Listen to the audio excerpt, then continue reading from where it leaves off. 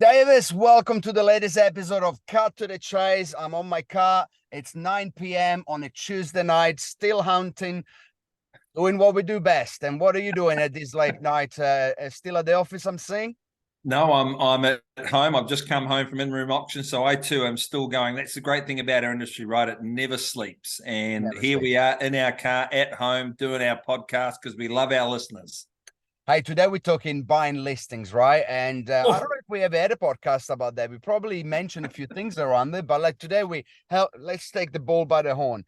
Agents that buy listing by over-promising what they can't promise. So this is probably the biggest, most common tactic for amateurs to get listings, right? And we all made mistakes, right? I'm guilty of that I've got it wrong sometime. But when you do it on purpose, maliciously, or to get the listing because that's your only way, then you're failing your vendor and you're failing yourself.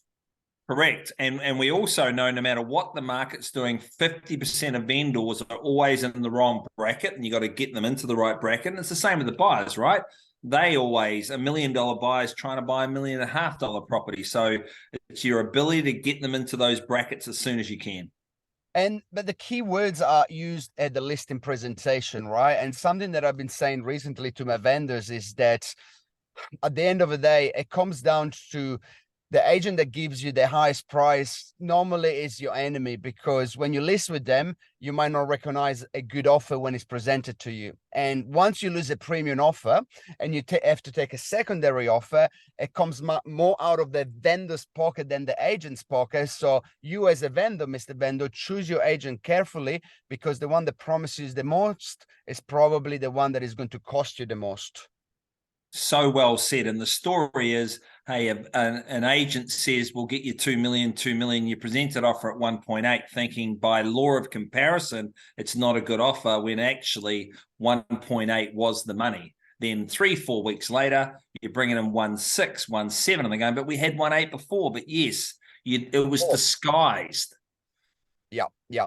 And unfortunately, this is a practice that will probably, unfortunately, never disappear, never cease to exist.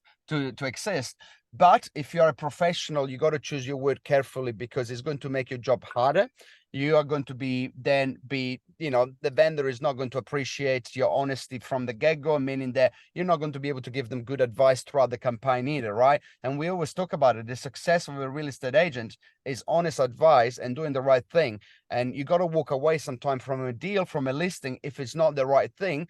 Just getting a listing for the sake of it, I don't know, it's easy said than done when you've got a lot of listing like myself. But I truly believe that getting a completely unrealistic vendor that pays no marketing, and you got to buy the listing to get just your name on a board with a very small chance of getting paid, that's complete insanity, in my opinion.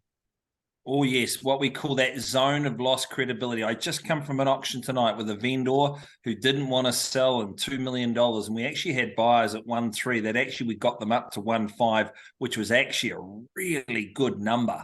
But again, it's just what it is. It's what it is. And you can also front foot it. We've said it before. You can say to vendors, Mr. and Mrs. Seller, are you after the highest price or the best negotiator, the best marketer? Because the agent number B is either relying on the market to increase, or they're trying to buy your listing, because we're dealing on the same numbers. Which do you think it is?